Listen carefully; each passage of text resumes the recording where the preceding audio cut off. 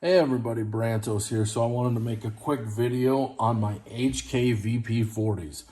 So as you can see, I have two of these and they're pretty similar. The only difference is one is the LE model and one is the standard one, other than the compensator. So the LE model you can see over here has kind of those night sights, the tritium night sights are on it, while the one on the right has kind of these iridescent sights where they have to gather light before they glow. Over here, these have tritium, so they glow on their own for 10 years or whatever it is that tritium lasts for.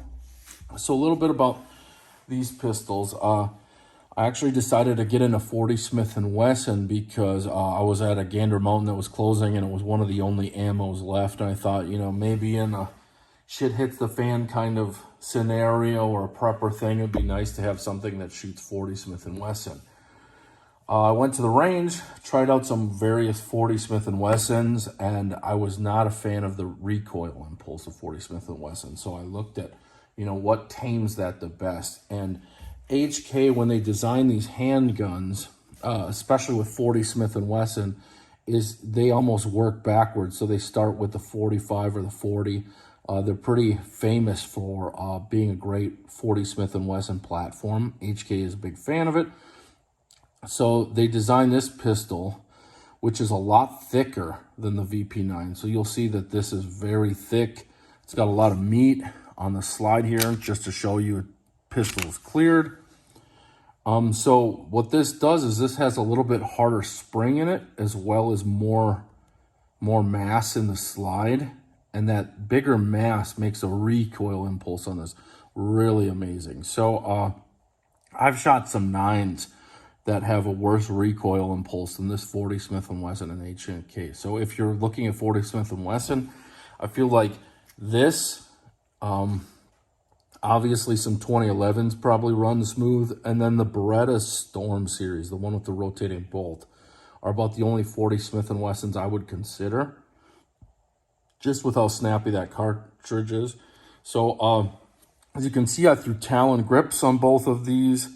I believe that's their kind of mixed texture of competition and self-defense, what they're kind of gearing. This has a full Picatinny rail down here. Pretty good slide serrations. One of the things that HK does, as you can see them back here, it's got these little tabs that you can actually take out if you want.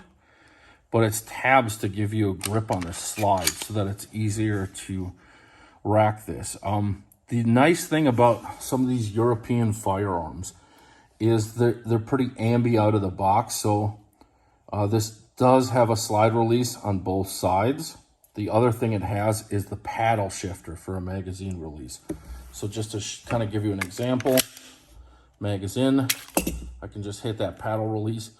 Huge fan of a paddle release. I know that the VP9, they're moving away from that just for the American shooters, but I'm a huge fan of the paddle release. I wish it was an option on more firearms. It would be great to see a Glock paddle release. I know that most people file that bottom undercut on their Glock, so it might not work the way that we'd want it to. But the paddle release, is inherently ambidextrous. And one of the things about it that's great is, if you can see, when I ejected that, I didn't have to switch my grip. I just hit this and I'm still on the gun. So you can use your index finger to hit that paddle and kind of go through things. So just a quick takedown flip, to take this apart. On this one, I bought the rail mounted compensator Gen 2. I'm still trying this out a bit. I've had a couple of failure to feeds, and I'm not sure if it's due to this or the extended mags that I purchased recently. It's most likely the mags. I'm going to take a couple more range trips before I give a verdict. I'm not noticing a ton of difference on the recoil management with this, but like I said, this is a pretty soft shooting 40 Smith & Wesson already. The triggers on these, as you can see, this is clear as well. The triggers on these, pretty good. There's a little bit of creep. So right there you can see creep, and then the wall breaks. but haven't had any issues with the triggers. The standard mags on these run 13 rounds. You can get extended mags. One of the things that's kind of famous with HKs is these mags go pretty pricey. They're made in Germany. They're very dependable. The standard issue ones, I want to say these mags run about $54. So it's not cheap. It's not like a Glock mag. That's kind of, I think, where they make their money. Other than charging a little bit more for their pistols than most people enjoy paying. So a couple things too is you can see too, there's like a red dot in here. You can see that red dot moves forward to indicate, there it is. You can see that there's that red dot is like a cocked indicator.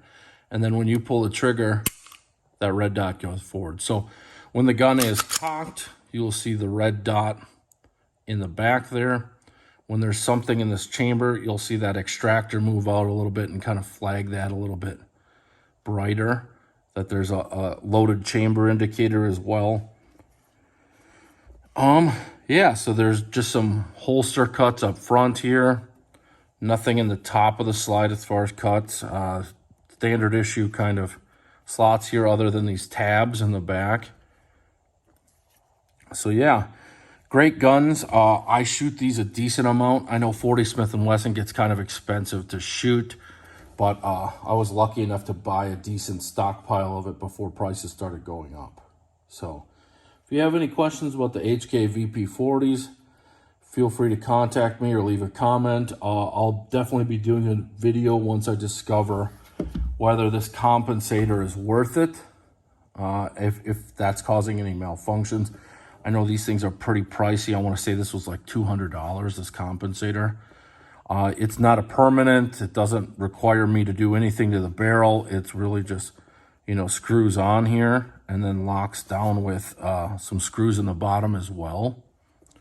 So, yeah, I'll let everyone know. Thanks for watching.